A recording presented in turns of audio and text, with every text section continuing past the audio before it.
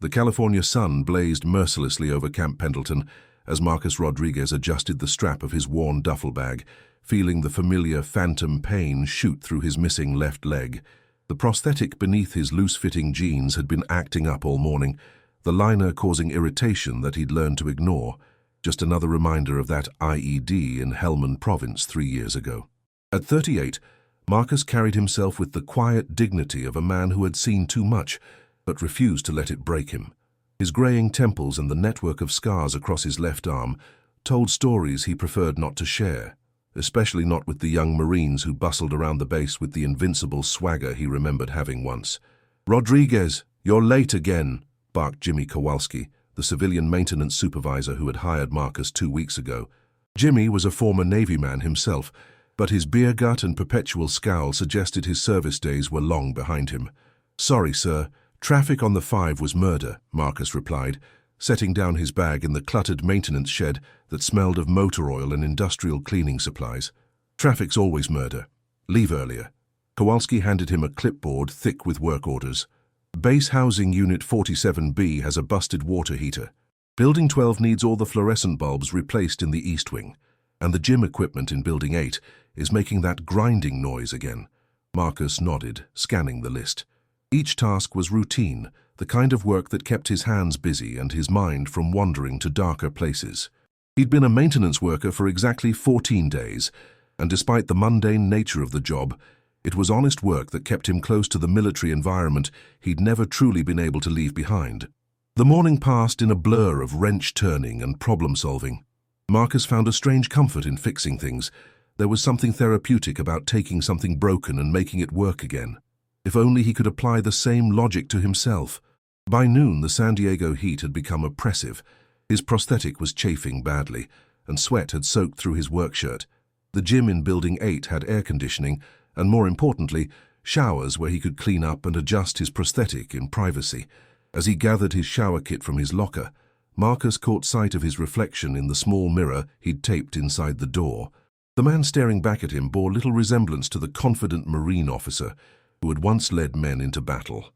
That man had both legs, fewer scars, and eyes that hadn't seen 3 of his closest friends die in a single explosion. The gym was busier than usual, filled with young Marines finishing their afternoon PT. Their voices echoed off the concrete walls, boastful, loud, and achingly familiar. Marcus remembered being their age, invincible and eager to prove himself. He kept his head down as he limped toward the locker room, hoping to remain invisible. "Excuse me," he said quietly to a group of Marines blocking the entrance, his voice barely audible over their animated conversation about weekend leave plans. They moved aside without really looking at him, continuing their discussion about which bars in Oceanside had the best drink specials. To them, he was just another maintenance guy, invisible in the way that service workers often were to those accustomed to being served. The locker room was a symphony of male bonding, lockers slamming, shower heads running, and the constant chatter of young Marines decompressing after a hard training session. Marcus found an empty corner and began the careful process of undressing, his movements deliberate and practiced. The prosthetic leg was more complex than most people realized. It wasn't simply a matter of strapping it on and walking normally. The liner had to be perfectly positioned, the vacuum seal had to be just right, and the alignment needed constant adjustment. After 8 hours of walking on concrete floors, everything needed attention. "Holy shit, look at that!" The voice cut through the ambient noise like a knife. Marcus looked up to see 3 young Marines, probably fresh from boot camp based on their pristine haircuts and the way they carried themselves. They were staring at him with a mixture of fascination and disgust. "Is that real?" asked another, a tall kid with pale skin and freckles who couldn't have been more than 19. Marcus tried to ignore them, focusing on adjusting the liner on his residual limb. The scarring where his leg had been amputated below the knee was extensive, a web of surgical scars overlaid with the chaotic patterns left by shrapnel. "Dude, that's gnarly," said the 3rd Marine, a stocky Hispanic kid with sergeant stripes who was clearly the leader of the group. "What happened, old man? Construction accident?" "Something like that," Marcus replied quietly, not looking up. He'd learned that engaging usually made things worse. "Must suck being all broken like that," the sergeant continued, his voice carrying the casual cruelty that young men sometimes wielded without thinking. "I mean, what kind of life is that?" Probably can't even get a real job. The freckled Marine laughed. That's why he's cleaning our toilets, right? Can't do anything else with a gimp leg. Marcus's jaw tightened, but he continued his routine in silence. These kids didn't know. How could they? They saw a broken maintenance worker, not the man who had carried wounded Marines to safety under enemy fire, not the officer who had made life-or-death decisions while shrapnel was still embedded in his own flesh. Bet he never even served, said the sergeant, emboldened by his friend's laughter. Probably just some civilian who got himself hurt being stupid. Real Marines don't end up like this. The words hit harder than Marcus expected. He paused in his adjustments, his hands trembling slightly. Not from fear, but from the effort it took to remain calm. In his mind, he could hear his old drill instructor. Control your emotions, Marine. Emotion gets people killed. Yeah, agreed the freckled kid. My dad always said real warriors die in battle. They don't come home looking like that. Marcus finished putting on his prosthetic and stood slowly, testing the fit. The Marines had turned their attention elsewhere, but their words echoed in the tiled space. He grabbed his shower kit and headed for the stalls, each step measured and careful. Under the hot spray of the shower, Marcus allowed himself a moment of vulnerability. The water mixed with tears he hadn't realized were falling, washing away the salt and shame in equal measure. He thought about Sarah, his ex-wife, who had left 6 months after his amputation, claiming she couldn't handle seeing him like this. He thought about the job interviews where potential employers' eyes had inevitably drifted to his slight limp, their polite rejections arriving days later. Most of all, he thought about tomorrow. Tomorrow he would walk into the base commander's office and accept his new position as the executive officer of the 2nd Battalion, 7th Marines. Tomorrow, he would be responsible for training and leading over 800 Marines, including the 3 young men who had just reduced him to tears in a shower stall. The irony wasn't lost on him. After 15 years of service, including 3 combat deployments and a chest full of commendations, he had been medically retired with full honors. But the Department of Defense's new initiative to bring experienced officers back into leadership roles had offered him a second chance if he could prove himself worthy of command again. As Marcus turned off the shower and reached for his towel, he made a silent promise to himself. Tomorrow would be different. Tomorrow he would show these Marines what leadership really looked like. But first, he had to remember it himself. Marcus sat in his cramped studio apartment in Oceanside, the kind of place that rented month to Marines who couldn't afford anything better. The walls were thin enough that he could hear his neighbor's television through the drywall, some late-night talk show with canned laughter that felt foreign to his ears. On his small kitchen table lay the contents of a manila envelope that had arrived that morning, his official orders, medical clearance forms, and a letter from Colonel Patricia Hayes, the base commander who had personally recruited him back into service. Marcus, the letter began in her characteristic direct style, the Corps needs leaders who understand sacrifice. Your experience, both in combat and in recovery, makes you uniquely qualified to guide these young Marines. Don't let anyone, including yourself, convince you otherwise. He read the letter for the 3rd time, trying to draw strength from her words. Colonel Hayes had been his commanding officer in Afghanistan, and she had visited him in the hospital after the IED incident. She was one of the few people who had seen him at his lowest point and still believed in his potential. His phone buzzed with a text from his physical therapist. Remember what we talked about. Confidence comes from preparation. You've earned this position. Now own it. Marcus smiled despite himself. Dr. Jennifer Park had been working with him for 2 years, helping him not just with the physical aspects of his amputation, but with the psychological challenges as well. She had been the one to encourage him to apply for the rehabilitation program that led to this opportunity. He stood and walked to the bathroom mirror, practicing the bearing he would need tomorrow. The man looking back at him was different from the broken figure in the gym earlier that day. This was Lieutenant Colonel Marcus Rodriguez, a man who had led Marines through some of the most dangerous territory in Afghanistan, who had earned the respect of his peers through actions, not words. But as he prepared for bed, the voices of those young Marines echoed in his mind. Real Marines don't end up like this. The words stung because part of him had believed them himself for so long. His phone rang, interrupting his thoughts. The caller ID showed a familiar name, Tommy Castellanos, his old platoon sergeant, and one of the few men who had stayed in touch after his medical retirement. Ghost, you crazy bastard. How are you feeling about tomorrow? Tommy's voice was warm with affection and concern. "Nervous as hell, if I'm being honest," Marcus admitted, using the nickname his unit had given him after he'd managed to infiltrate enemy positions without being detected. "Good. Nervous means you care. Remember when you were nervous before your first combat deployment? You ended up saving half the battalion." Marcus chuckled. "That's not exactly how I remember it. That's because you're too humble for your own good. Listen to me, Marcus. Those Marines don't know what they're getting. You're not just another officer. You're a warrior who's been tested by fire and came back stronger." After they hung up, Marcus sat in the darkness of his apartment, thinking about the path that had brought him here. 3 years ago, he had been convinced his military career was over. The depression had been overwhelming, the physical therapy excruciating, and the adjustment to civilian life nearly impossible. But somewhere in that darkness, he had found something unexpected, a deeper understanding of what it meant to serve. His injury hadn't made him less of a Marine. It had made him a different kind of Marine, one who understood that strength wasn't just about physical capability, but about getting back up when life knocked you down. Tomorrow, he would find out if he was right. At 06:30 hours sharp, Marcus stood outside the battalion headquarters building, his dress blue uniform immaculate and his bearing confident. The early morning sun cast long shadows across the parade ground, where Marines were already conducting PT, their cadence calls echoing across the base. Colonel Hayes was waiting for him in her office, coffee already prepared and files spread across her desk.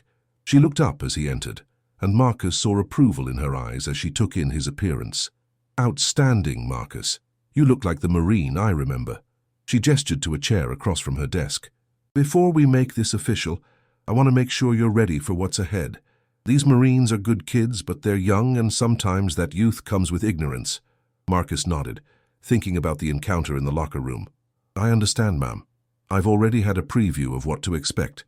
Tell me about it." He recounted the incident from the previous day, watching as Colonel Hayes's expression grew increasingly stern. By the time he finished, her jaw was set in the hard line he remembered from their combat days. "Those Marines are about to learn a valuable lesson," she said quietly. "But Marcus, I need to know. Are you prepared to lead them despite what they said? Can you separate their ignorance from their potential?"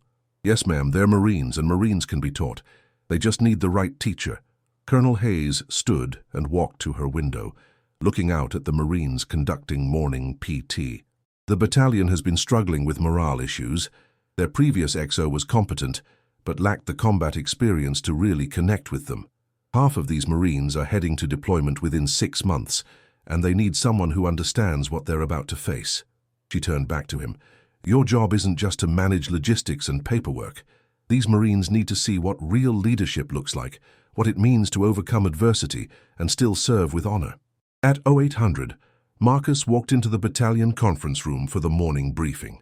The room fell silent as he entered, his lieutenant colonel insignia clearly visible on his collar. The assembled Marines, platoon leaders, squad leaders, and senior enlisted men stood at attention, but Marcus could see the confusion in their eyes. Among them were the 3 Marines from the locker room. The sergeant who had been so vocal the day before looked like he had seen a ghost, his face draining of color as recognition dawned. The freckled Marine's mouth hung slightly open, and the 3rd Marine seemed to be trying to disappear into the wall behind him. "Seats, Marines," Marcus commanded, his voice carrying the authority of 15 years of leadership. "I'm Lieutenant Colonel Rodriguez, your new executive officer." He began with standard introductions, outlining his background and expectations, but his eyes kept drifting to the 3 Marines from the previous day. They sat in rigid attention, sweat beading on their foreheads despite the air conditioning. "Leadership," Marcus continued, "is not about being perfect. It's about being authentic, being willing to acknowledge your mistakes, and being strong enough to lift others up even when you've been knocked down yourself." The sergeant from the locker room, whose name tag read Martinez, shifted uncomfortably in his seat. "I want to share something with you all," Marcus said, stopping his pacing in front of the group. "Yesterday I overheard some Marines discussing what they thought real warriors looked like. They seem to believe that real Marines don't come home damaged, that injury somehow makes a person less worthy of respect." The silence in the room was deafening. Martinez looked like he wanted to crawl under the table. "I want those Marines, and all of you, to understand something. Every one of us carries scars, visible or invisible. Some of us lost limbs, some lost friends, some lost pieces of their soul in places most civilians can't pronounce. But those scars don't make us weak. They make us human. Marcus rolled up his left sleeve, revealing the network of shrapnel scars that covered his arm. I received these while carrying 3 wounded Marines to safety under enemy fire in Afghanistan. I lost my leg to an IED while leading a convoy to deliver medical supplies to a remote outpost. He looked directly at Martinez. I've been called a lot of things. Ghost because of my ability to move unseen, Lieutenant Colonel because I earned that rank through service and sacrifice, and yesterday I was called a broken old man by Marines who didn't know any better. Martinez's face had gone from pale to flushed red. He looked like he might be sick. But here's what I want you to understand, Marcus continued, his voice gentle now. I don't blame those Marines for their ignorance. How could they know? They see a man with a prosthetic leg and they make assumptions. What they don't see is that this damaged body has carried their brothers to safety, that these scarred hands have made decisions that saved lives, and that this broken Marine is still here, still serving, still leading. He paused, letting his words sink in. Anyone who has something they'd like to discuss with me can find me in my office after this briefing. I believe in second chances, Marines. Sometimes they're all that stands between a good Marine and a wasted life. 20 minutes after the briefing ended, there was a hesitant knock on Marcus's office door. He looked up from the personnel files he'd been reviewing to see Sergeant Martinez standing in the doorway, his normally confident posture replaced by something that looked almost like a child caught stealing cookies. Enter, Marcus said, his tone neutral. Martinez stepped inside and came to attention, his eyes fixed on a point somewhere above Marcus's head. Sir, Sergeant Martinez reporting as requested, sir. I didn't request anything, Sergeant. You chose to come here. Marcus leaned back in his chair, studying the young Marine. Close the door and take a seat. Martinez did as instructed, perching on the edge of the chair like he might need to bolt at any moment. Up close, Marcus could see that the sergeant was older than he'd initially thought, maybe 24 or 25, but his face still held the uncertainty of youth. What's your first name, Martinez? Diego, sir. Where are you from, Diego? East LA, sir. Boyle Heights. The answer came automatically, but Martinez's voice was strained. Marcus nodded. He knew the area, a tough neighborhood where respect was currency and showing weakness could be dangerous. It explained some of the bravado he'd witnessed in the locker room. Tell me about your family. The question seemed to catch Martinez off guard. Sir? Your family? Parents, siblings, what made you join the Marines? Martinez shifted uncomfortably. My mom, she raised 4 kids on her own. Works 2 jobs, cleaning office buildings at night, cafeteria at the elementary school during the day. I joined up to send money home, help my younger brother get through college. Your father? Never knew him, sir. Martinez's jaw tightened. Mom says he split when I was 2. Marcus studied the young man's face, seeing past the sergeant's stripes to the scared kid underneath. How long have you been in? 4 years, sir. This is my 2nd enlistment. Combat experience? 2 deployments, sir. Iraq and Afghanistan. Martinez's voice gained some strength as he spoke about his service record. Then you know what it's like to be scared. You know what it's like to watch good Marines get hurt, to wonder if you're going to make it home. Martinez nodded slowly, his defensive posture beginning to soften. Marcus stood and walked around his desk, leaning against it so he was closer to Martinez's eye level. Yesterday in that locker room, you said real Marines don't come home damaged. Do you still believe that? The question hung in the air like a challenge. Martinez stared at his hands for a long moment before looking up to meet Marcus's eyes for the first time since entering the office. No, sir, I was wrong. Sir, I need to apologize for... Marcus held up a hand, stopping him. Before you apologize, I want you to understand something. I'm not angry with you, Diego. I'm disappointed, but not angry. Sir, you're a squad leader. Those 2 Marines with you yesterday look up to you, follow your lead. When you speak, they listen. When you show prejudice against anyone, disabled veterans, civilians, whoever, you're teaching them that it's acceptable.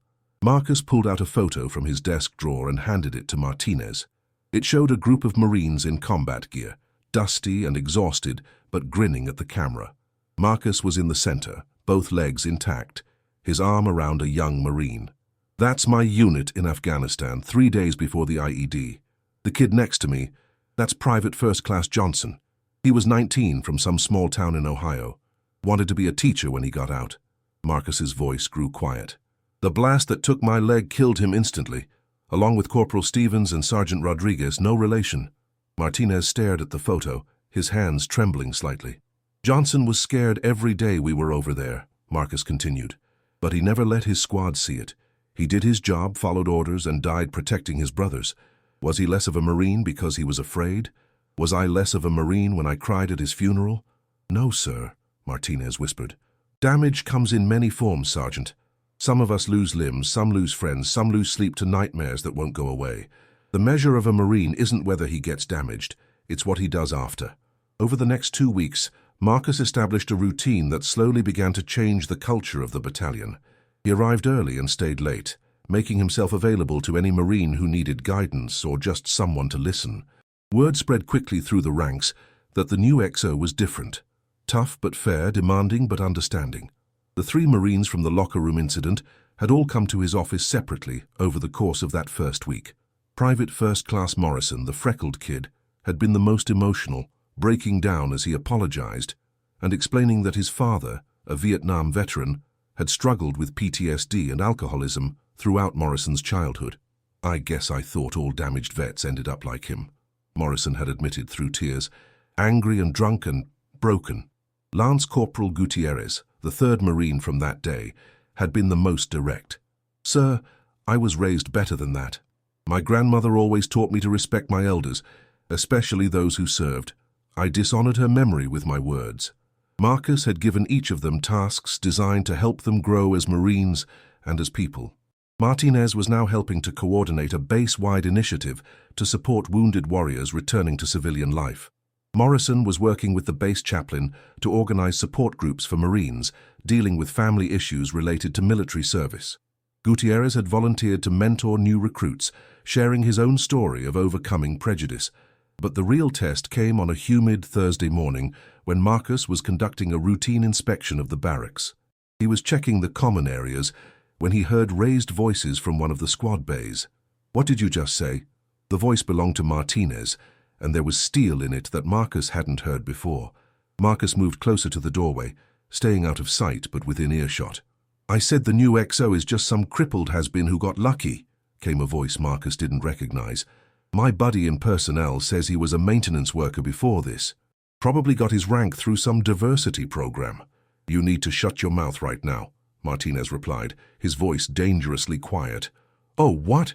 You gonna defend the gimp? Dude can barely walk straight, and you think he should be leading Marines? The sound of footsteps. Then Martinez's voice again. Lieutenant Colonel Rodriguez earned every piece of metal on his chest. While you were still in high school playing video games, he was carrying wounded Marines to safety under enemy fire. He's got more honor in his prosthetic leg than you have in your entire body. Whatever, Martinez. You're just kissing up because you got in trouble for something. No, came Morrison's voice, surprising Marcus. He's standing up for our XO because that's what Marines do. We take care of our own, and Lieutenant Colonel Rodriguez is one of ours. Marcus heard more footsteps, then Gutierrez's voice. You got something to say about the XO, you say it to his face. But I guarantee you, after you spend 5 minutes talking to him, you'll understand why this battalion is lucky to have him. There was silence for a moment, then the sound of someone walking away, grumbling under their breath. Marcus stepped back from the doorway, a smile tugging at the corners of his mouth. 3 weeks ago, these same Marines had been mocking him in a shower room. Now they were defending his honor against their peers.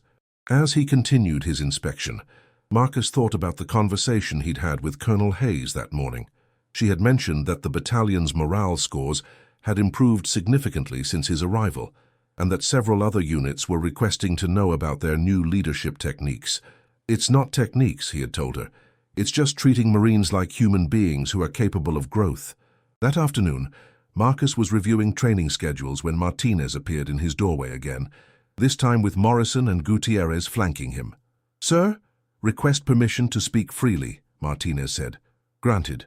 Sir, we heard there might be some new Marines joining the battalion next month, fresh out of boot camp, probably scared and trying to prove themselves. Marcus nodded. That's correct. What's on your mind? Martinez glanced at his companions before continuing. We'd like to volunteer to be their mentors, sir. Help them understand what it really means to be Marines. Make sure they don't make the same mistakes we did. Marcus studied their faces, seeing determination where there had once been ignorance, maturity where there had been thoughtless cruelty. I think that's an excellent idea, Marines. Draft me a proposal for a formal mentorship program. Include how you plan to address issues of respect, diversity, and what it means to serve with honor. As the three Marines filed out of his office, Marcus felt something he hadn't experienced in years. Hope, not just for himself, but for the Corps he loved, and for the young Marines who would carry its legacy forward. Change, he realized, wasn't about grand gestures or inspirational speeches. It was about showing up every day, treating people with dignity, and trusting that good Marines, even ones who made mistakes, could learn to be better. 6 weeks into his tenure as executive officer, Marcus faced his first real crisis.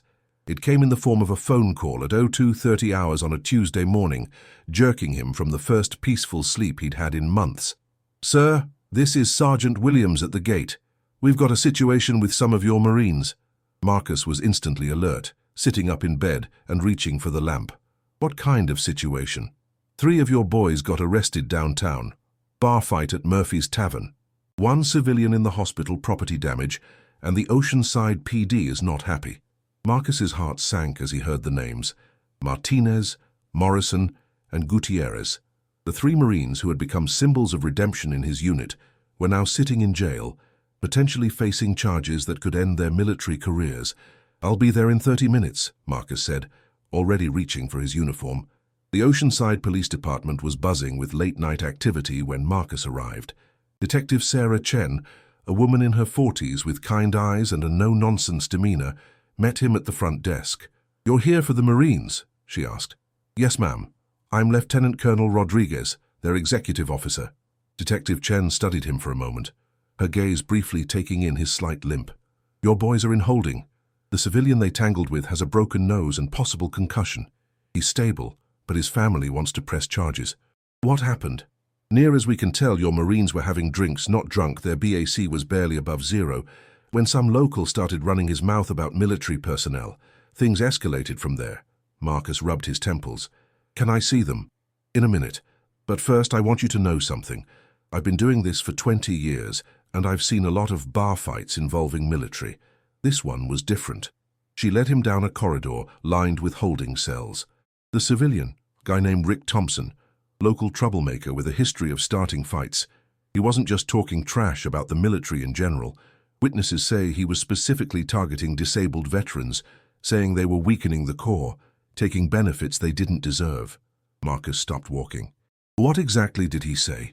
"According to multiple witnesses, Thompson pointed at your Sergeant Martinez and said, 'I bet you follow some crippled commander who's too broken to lead real Marines.'"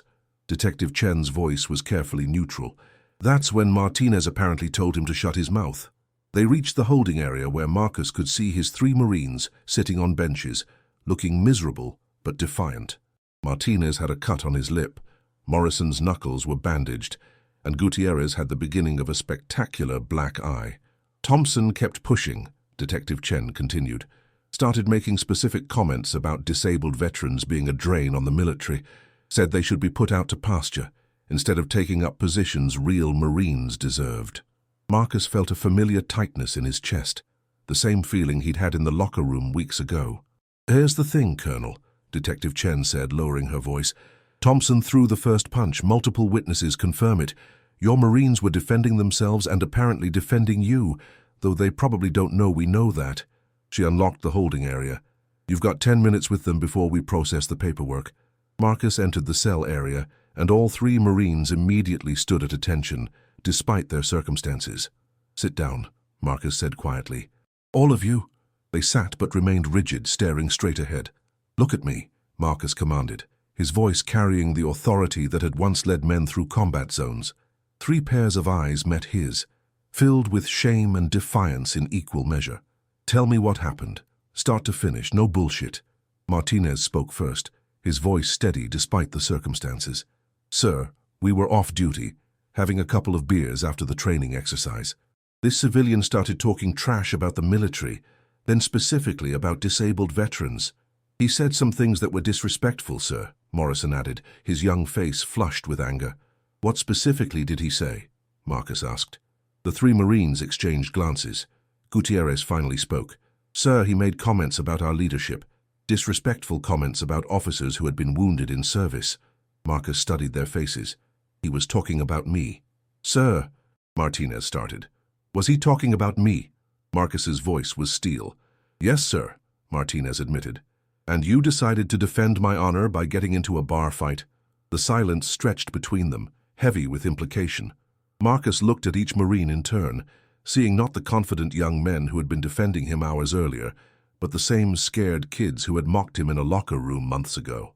The difference was that now their fear came from disappointing him rather than from not knowing who he was. Do you understand what you've done? Marcus asked finally. Sir, Martinez began. Do you understand, Marcus continued, his voice rising slightly, that you've potentially thrown away your careers, your futures, your ability to provide for your families, because some drunk civilian said mean things about your commanding officer? The words hit them like physical blows.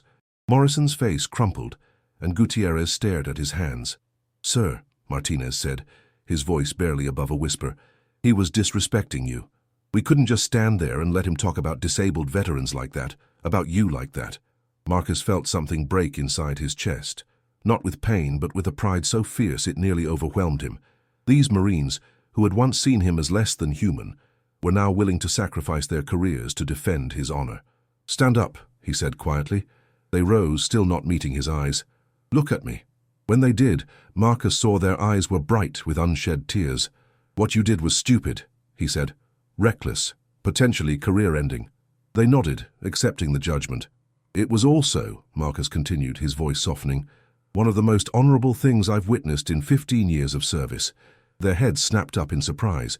But honor without wisdom is just noble stupidity. A Marine's job isn't to fight every battle. It's to pick the battles worth fighting and win them the right way. Marcus began pacing, his prosthetic leg clicking slightly on the concrete floor. You think defending me requires you to punch civilians? You think my honor is so fragile that it needs to be protected with your fists? No, sir, they replied in unison. My honor, Marcus said, stopping in front of them, is defended every day by Marines like you who choose to serve with integrity, who treat others with respect, who learn from their mistakes and become better leaders. He pulled out his phone and showed them a photo from that morning's training exercise, the three of them working with new recruits, patiently teaching, clearly respected by the younger Marines. This is how you defend my honor. By being the Marines I trained you to be. By showing other people that the Corps produces men and women of character. Marcus put his phone away and looked at each of them in turn. What happened tonight doesn't undo the progress you've made, but it shows you still have work to do. Detective Chen appeared at the cell entrance. Colonel, we need to finish the paperwork. Marcus nodded, then turned back to his Marines. I'm going to see what I can do about this situation. But understand, if I can get you out of this, if your careers can be saved, it's not because you deserve it, it's because I believe you can still become the Marines the Corps needs. 30 minutes later, Marcus sat across from Detective Chen in her office, reviewing witness statements and police reports. The good news, she said, is that Thompson has a history. 3 prior arrests for disorderly conduct, 2 involving fights he started. The witnesses are consistent. He threw the first punch, your Marines were defending themselves. What's the bad news? The bad news is that Thompson's in the hospital, and his family is talking about a civil suit. Plus, your Marines did more damage than they probably needed to for self-defense. Marcus studied the police photos of the bar's interior, broken chairs, a shattered mirror, and what looked like significant damage to the bar itself. What would it take to make this go away? He asked. Detective Chen leaned back in her chair. Thompson's family wants the medical bills covered, plus damages to the bar. The bar owner is more interested in getting his place fixed than pressing charges. If your Marines can pay restitution and agree to stay away from Murphy's Tavern, I think we can work something out. Marcus nodded. What are we looking at financially? 15,000, give or take. Marcus didn't hesitate. Done. Colonel, that's a lot of money. You sure your Marines can cover that? Marcus smiled for the first time that night. They don't need to. I'll cover it. Detective Chen raised an eyebrow. That's quite a gesture for subordinates who disobeyed common sense. They're not just subordinates, Marcus replied. They're Marines who were defending their unit's honor the only way they knew how. Sometimes good Marines just need someone to show them a better way. As Marcus left the police station with his 3 Marines in tow, the eastern sky was beginning to show hints of dawn. The drive back to base was silent, each man lost in his own thoughts. Finally, Martinez spoke from the passenger seat. "Sir, why did you do that for us?" Marcus glanced in the rearview mirror at Morrison and Gutierrez, then back at the road ahead. "Because," he said quietly, "someone once did it for me." 3 months after the bar incident, Marcus stood before the entire battalion in the base auditorium, looking out at nearly 800 Marines who had gathered for the monthly commander's call. The room buzzed with the usual pre-meeting energy, but there was something different in the atmosphere, a sense of pride and cohesion that hadn't existed when he'd first arrived. Colonel Hayes took the podium first, delivering updates on upcoming deployments, policy changes, and commendations. Then she called Marcus forward. "Marines," she began, "when I brought Lieutenant Colonel Rodriguez to this battalion 6 months ago, some of you questioned whether a wounded warrior could effectively lead Marines heading into combat." A hush fell over the auditorium. Marcus could see Martinez, Morrison, and Gutierrez in the 3rd row, their faces reflecting the shame they still carried from those early days. "I'm here to tell you that this battalion has achieved the highest morale scores, the best training completion rates, and the lowest disciplinary incident rates in the division," Colonel Hayes continued. "More importantly, you've done something that can't be measured in statistics. You've learned what it truly means to be Marines." She gestured to Marcus. "Your executive officer has something to share with you." Marcus approached the podium, his slight limp barely noticeable now after months of physical therapy and renewed confidence. The auditorium was completely silent. "6 months ago," he began, "I was a maintenance worker cleaning toilets and fixing broken equipment. I was also a lieutenant colonel in the United States Marine Corps, but I had forgotten what that meant." He paused, looking out at the sea of young faces. "Some of you knew me as the guy with the fake leg who couldn't keep up. Others knew me as your new XO who expected too much. A few of you," his eyes found Martinez, Morrison, and Gutierrez, "knew me as both." Nervous laughter rippled through the crowd. "I want to tell you about a letter I received yesterday," Marcus said, pulling out a piece of paper. "It's from Mrs. Jennifer Morrison, mother of Private First Class Morrison." Morrison's face went pale. His mother had written to his commanding officer. She writes, "Colonel Rodriguez, I wanted to thank you for the change I've seen in my son. For the first time since he enlisted, Jake calls home excited about his work, proud of his unit, and confident in his leadership. He tells me about the mentorship program he helps run, about the young Marines he's teaching, and about an XO who taught him that strength comes from lifting others up, not putting them down." Morrison was trying very hard not to cry. Marcus folded the letter and looked out at the battalion. That letter represents something more important than any efficiency report or fitness score. It represents the ripple effect of leadership, how one person's decision to grow, to change, to become better, affects everyone around them. He gestured toward the front rows. Sergeant Martinez, PFC Morrison, Lance Corporal Gutierrez, stand up. The 3 Marines rose reluctantly, clearly uncomfortable with the attention. "These Marines made mistakes when they first encountered me," Marcus said. "They judged me based on what they saw on the outside, not who I was on the inside. But they didn't let those mistakes define them. They chose to grow, to learn, to become better Marines and better men." He paused, his voice growing stronger. "Today, these 3 Marines are leading our new mentorship program that has been adopted as a model for the entire division. They've taken their failure and turned it into something that makes every Marine in this battalion stronger." The auditorium erupted in applause. Marcus waited for it to die down before continuing. "I want to share something else with you. A few weeks ago, I received a call from a Marine at Camp Lejeune. He'd heard about our battalion's turnaround and wanted to know our secret. I told him there was no secret, just Marines who decided that being part of something bigger than themselves was worth the effort it took to change." Marcus looked directly at Martinez. "I told him that real strength isn't about avoiding damage. It's about what you do after you've been broken and put back together." 1 year later, Marcus stood in the same gym where his journey with the battalion had truly begun. But today, instead of heading to the showers alone and ashamed, he was leading a physical fitness session for disabled veterans who were part of the base's new Wounded Warrior Transition Program. The program had been Martinez's idea, born from his work with the Mentorship Initiative. "Sir," he had said, "if you could help us learn to see past our prejudices, maybe we could help other Marines see past their limitations." The gym was filled with Marines in various stages of recovery, some missing limbs, others bearing invisible scars from traumatic brain injuries or PTSD. Working alongside them were active duty Marines from the battalion, including Martinez, Morrison, and Gutierrez, who had volunteered their off-duty time to assist with the program. "All right, everyone," Marcus called out. "Let's start with some basic stretching. Remember, this isn't about competition, it's about progress."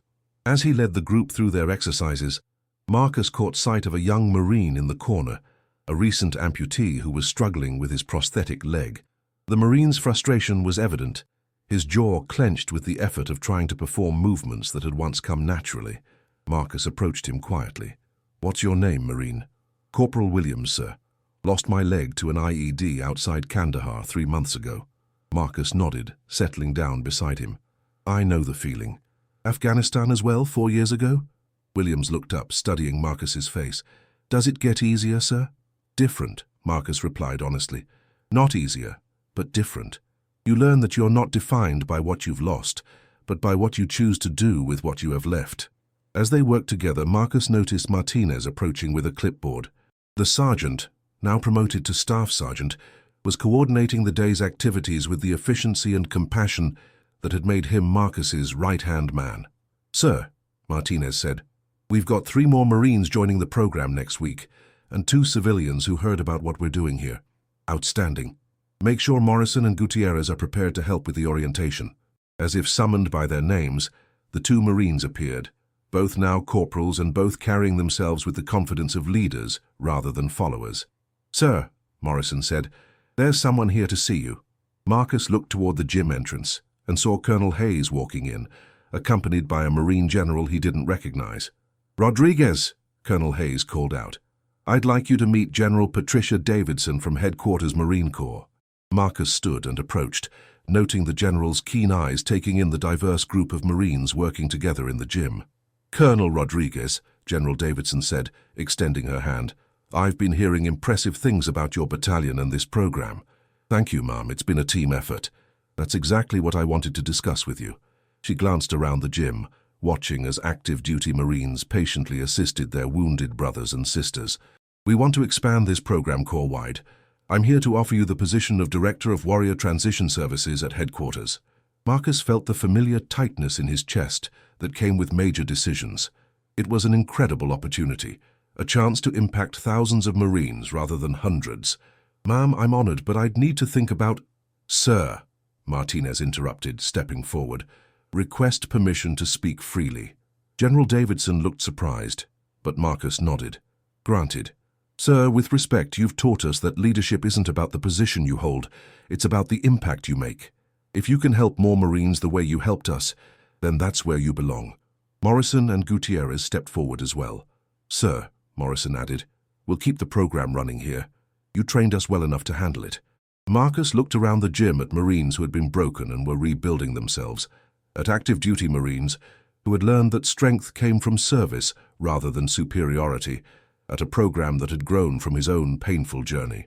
"General Davidson," he said finally, "I accept your offer, but I have some conditions." She raised an eyebrow. "I'm listening. I want to bring my team with me. Staff Sergeant Martinez, Corporal Morrison, and Corporal Gutierrez. They've been instrumental in developing this program, and they understand the mission better than anyone." The 3 Marines looked shocked, but General Davidson smiled. "Done. When can you start?" As the group dispersed and the day's activities wound down, Marcus found himself once again in the gym's locker room. But this time he wasn't alone. Martinez, Morrison, and Gutierrez were with him, along with several other Marines from the battalion. The conversation was easy, natural, the kind of banter that develops between Marines who have served together and learned to trust each other completely. "You know," Morrison said as he changed out of his workout gear, "I never thought I'd say this, but getting arrested in that bar fight was one of the best things that ever happened to me." "How do you figure?" Gutierrez asked. "Because it showed me what the XO was really made of," Morrison replied, glancing at Marcus. "Not just as a Marine, but as a person. He could have let us hang, but instead he gave us another chance." Martinez nodded thoughtfully.